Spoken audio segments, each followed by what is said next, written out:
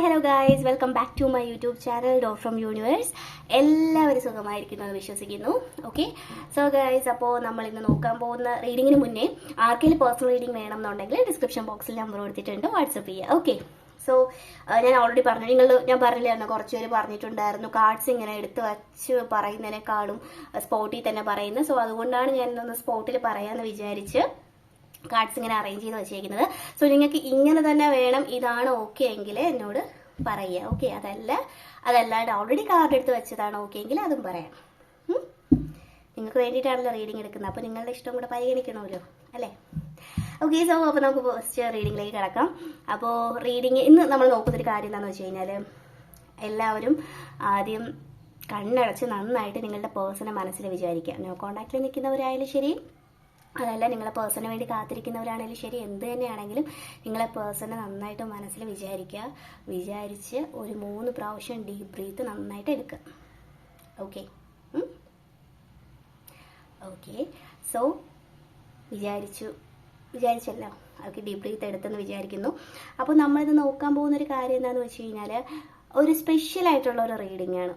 അതായത് നിങ്ങളുടെ പേഴ്സൺ നിങ്ങളിലേക്ക് വരാനായിട്ടുള്ള ഒരു ആഗ്രഹം കാണുന്നുണ്ട്. നിങ്ങളുടെ വ്യക്തിക്ക് എത്രയും പെട്ടെന്ന് നിങ്ങളുടെ അടുത്തേക്ക് വരണമെന്നുണ്ട്. പക്ഷെ എന്തൊക്കെയോ ഒരു പ്രശ്നങ്ങളോ അല്ലെങ്കിൽ വേറെ എന്തൊക്കെയോ സിറ്റുവേഷൻ ആയിട്ട് നിൽക്കുന്ന ഒരിത്. അപ്പോൾ നമുക്ക് എന്താണ് എന്ന് നോക്കാം. അവർക്ക് എത്രത്തോളം ആഗ്രഹമുണ്ട്, അവരെപ്പോഴും വരുമായിരിക്കും എന്നുള്ള കാര്യം നമുക്ക് മുന്നോട്ട് നോക്കാം. ഓക്കെ, സോ നമുക്ക് ആദ്യം കാർഡ്സ് എടുക്കാം. ഓക്കെ, എന്താണ് അവർ നിങ്ങളെക്കുറിച്ച്? Angel please guide us. Okay,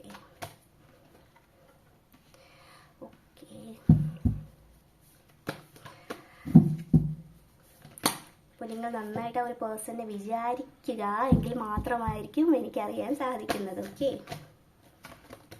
എല്ലാ കാർഡ്സും എടുക്കാൻ സാധിക്കില്ല. ഓക്കെ, ഫസ്റ്റ് കാർഡ് മാത്രമേ എടുക്കുന്നുള്ളൂ.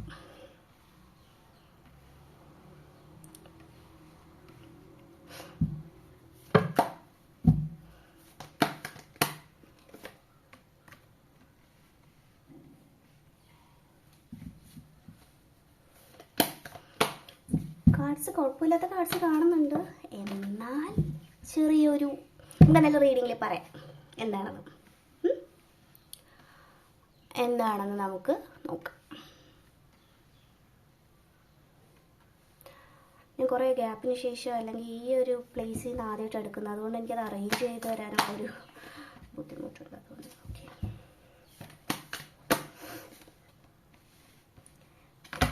ലാസ്റ്റ് ഒരു കാർഡും കൂടെ എടുക്കുകയാണ്.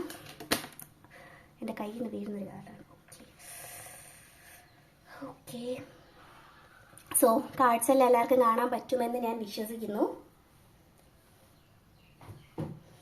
എന്താണ് നിങ്ങളുടെ പേഴ്സണ് നിങ്ങളുടെ അടുത്തുള്ളൊരിത്? ഫസ്റ്റ് ഓഫ് ഓൾ, അവർക്ക് നിങ്ങളോട് അതിയായ ഒരു ഇഷ്ടം, സ്നേഹം എന്നതിനേക്കാൾ അതിയായിട്ടുള്ളൊരു ആഗ്രഹമുണ്ട്. നിങ്ങൾ ഭയങ്കരമായിട്ട് ആഗ്രഹിക്കുന്നുണ്ട്. നിങ്ങളുടെ പേഴ്സൺ ആഗ്രഹിക്കുന്നത് എന്താണെന്ന് വെച്ച് കഴിഞ്ഞാൽ, ഇഷ്ടവും എല്ലാ കാര്യവും ഉണ്ടെങ്കിൽ പോലും നിങ്ങൾ എൻ്റെ ലൈഫിൽ വേണം. നിങ്ങളെന്ന് പറയുന്ന ഒരു വ്യക്തിയെ എനിക്ക് വേണം.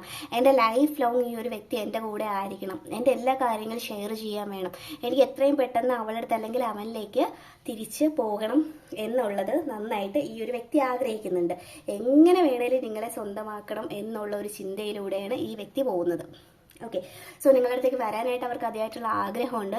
പക്ഷേ അവർക്ക് അതിൽ കുറച്ച് തടസ്സങ്ങൾ കാണുന്നുണ്ട്.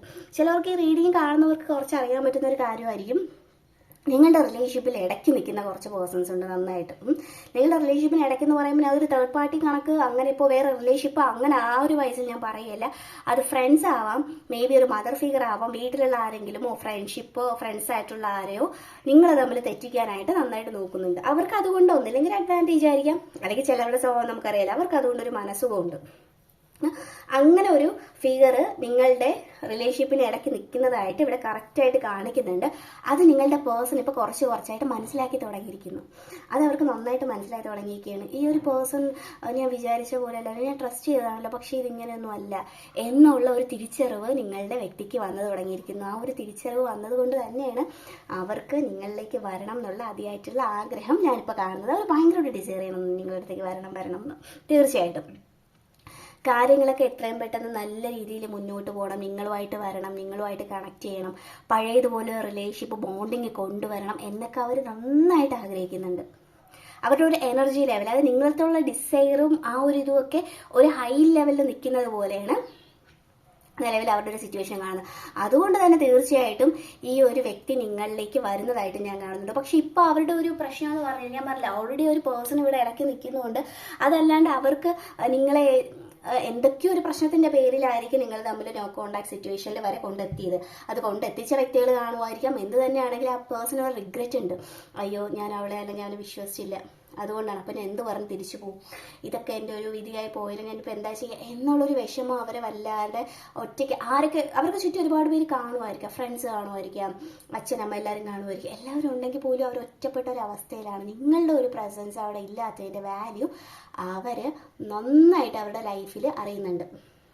ഓക്കെ, സോ അതുകൊണ്ട് തന്നെ നിങ്ങൾക്ക് ചിലവർക്ക് അത് മനസ്സിലാവുന്നുണ്ടായിരിക്കും, റീഡിങ് കാണുന്ന കുറച്ച് പേർക്ക് അത് മനസ്സിലാവുന്നുണ്ടായിരിക്കാം. മേ ബി ആ ഒരു പേഴ്സൺ നിങ്ങളെ കോൺടാക്ട് ചെയ്യാൻ ശ്രമിക്കുന്നതോ അതല്ലെങ്കിൽ വേറെ ആരെങ്കിലും വഴി നിങ്ങളെപ്പറ്റി അറിയാൻ വേണ്ടി ശ്രമിക്കുന്നതോ മേ ബി നിങ്ങൾക്ക് അറിയായിരിക്കും.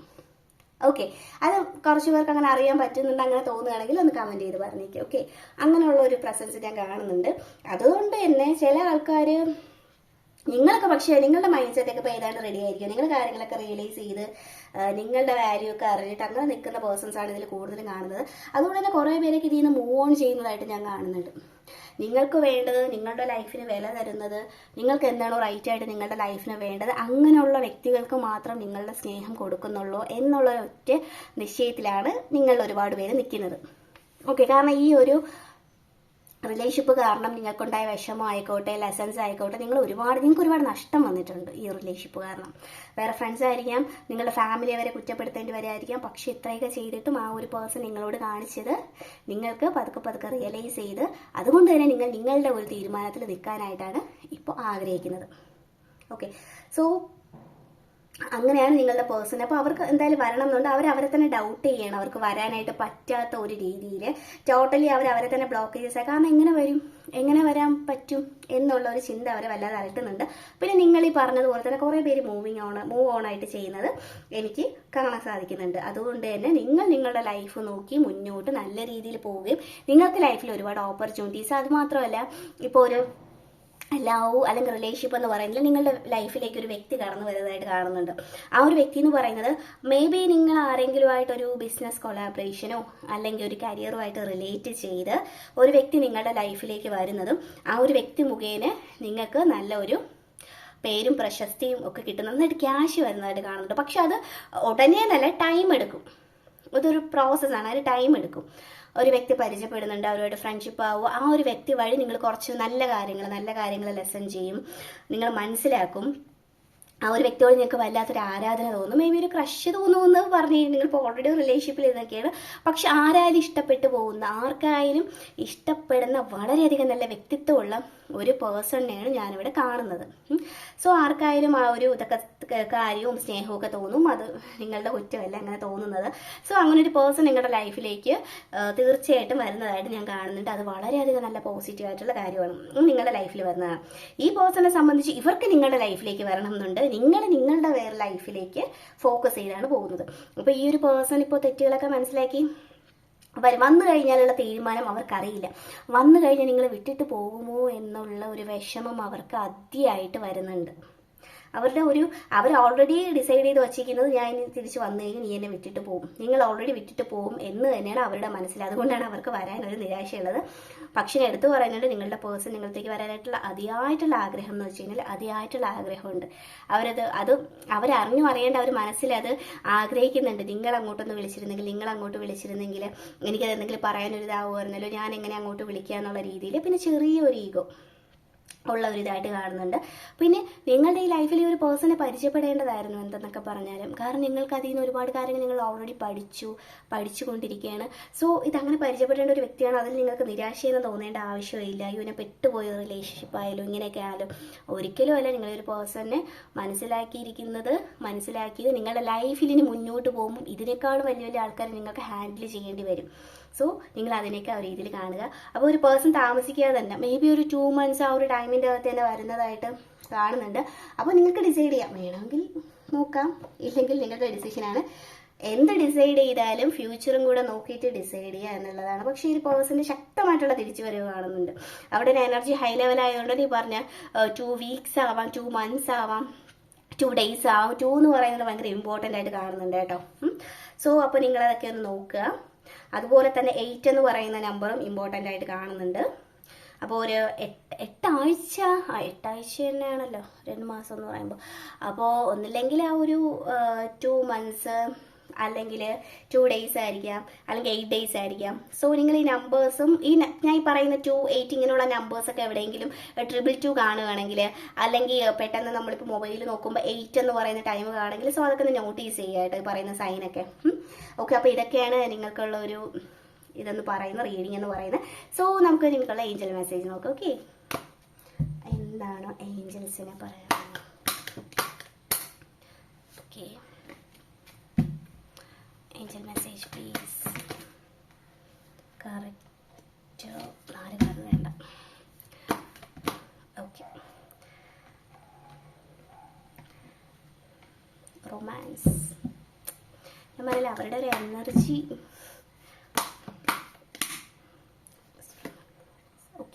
നിങ്ങളോട് എനിക്ക് പറയാനുള്ള ഒരു കാര്യം എന്താണെന്ന് വെച്ച് കഴിഞ്ഞാൽ, നിങ്ങളിപ്പോൾ പൊയ്ക്കൊണ്ടിരിക്കുന്നത്, നിങ്ങളിൽ തന്നെ ഫോക്കസ് ചെയ്യുന്നത് വളരെ റൈറ്റ് ആയിട്ടുള്ള ഒരു പാത്തിലേക്കാണ് പോയിക്കൊണ്ടിരിക്കുന്നത്.